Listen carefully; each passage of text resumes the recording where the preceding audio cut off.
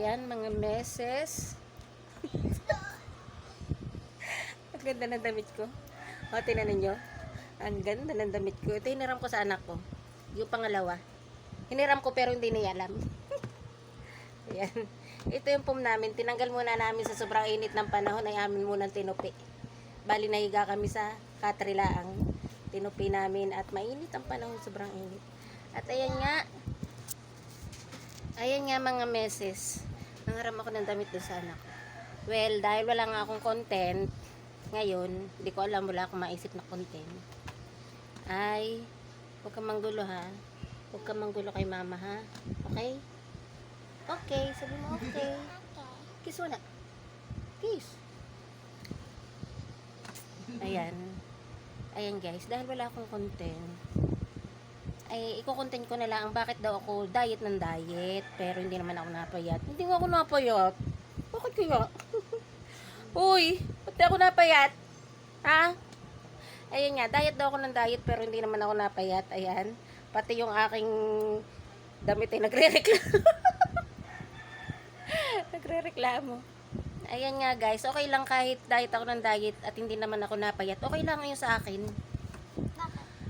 Ang purpose ko dun sa aking pagda-diet ay maging good condition yung aking kalusugan. Gawa ng bago ako makaisip mag-diet talaga ng mga pagkain, mamili ng pagkain kakainin ko, limbawa mga gulay, ay talagang matindi yung naranasan ko guys. Sana ay hindi ninyo maramdaman iyon.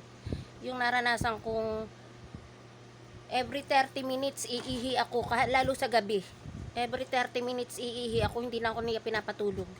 Iihi ako sa gabi. Bangon ako ng bangon. Yung meron pang tao sa CR, nangangatok na ako.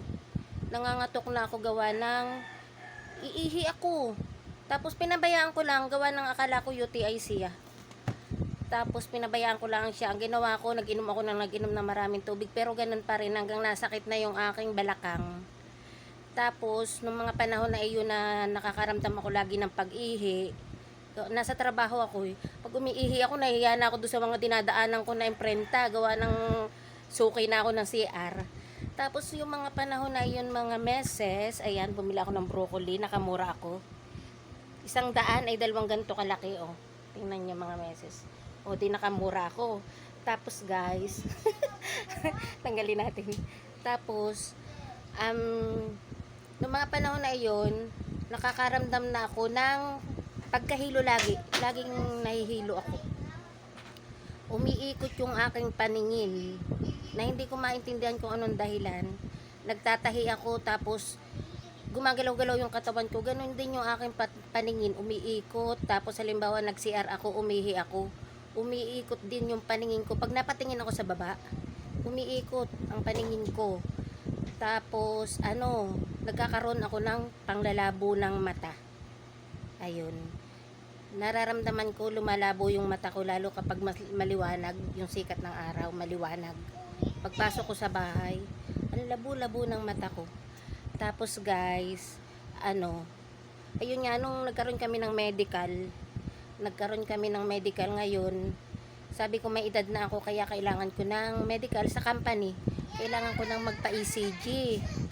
Ngayon, gawa ng ikaw ay may option dun sa company kung ano lang ipapagawa mo, kung anong ipapa-medical mo. Ngayon, nung nagpa-ECG ako guys, ay nakitaan yung aking puso. Bali, hindi ko na siya matandaan. Siguro mga 2 taon nang nakakaraan. Hindi ko na siya matandaan kung anong sakit. Basta, naalala ko meron daw siyang pagbabara. May pagbabara yung puso ko. Ngayon, ang nangyari guys, ay, tapos natakot ako. Ang ginawa ko, ayun nga, pinaano ng office na kailangan kong magpaano sa doktor. Tapos, nakitaan niya ako mga meses ng mataas ang aking sugar.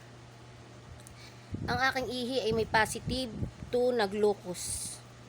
Kaya mga meses, kapag ikaw pala ay mataas ang sugar, gawa ng yung aking BP ay tumaas din. Kapag mataas pala yung sugar mo, lahat ng bahagi ng katawan mo, mga organ ay magkakaroon ng problema. Kaya nag-ano ako guys, dati taon-taon ko sinasabi magda-diet ako, magpapapayat ako, pero ngayon nagda-diet ako, namimili ako ng pagkain, nagda-diet ako, pero hindi ko ginugutom yung sarili ko. Pinipili ko yung mabababa yung calories, yung mga hindi masyadong carbohydrates ba. Pinipili ko halimbawa mga gulay, itlog, yung mabababa ang calories. Pag sinabi namang magda-diet tayo ay hindi porket magda-diet gutumin na natin sarili natin. Atin laang papalitan yung ating kinakain ng mas mababa yung calories, mas mababa ang asukal. Ay ang kanin guys, iyan talaga yung aking medyo binawasan, gawa ng ang kanin daw ay napakataas ang glucose, yun daw ay asukal din. Kaya doon ako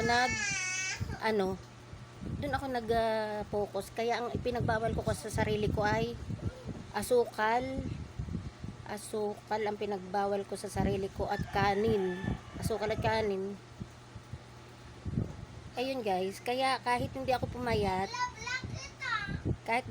sa aking pagdadayet, at least hindi na ako nakakaramdam ng lagi ako naihi, hindi ako nahihilo na, tapos medyo okay na yung aking heart, hindi na ako tinataasan ng dugo. Kaya kahit hindi ako nagpapapayat, gawa ng ang akin talagang purpose kung bakit sinasabi kong nagda-diet ako, para sa aking health condition, para humaba pang buhay ko at maliit pa si Jade.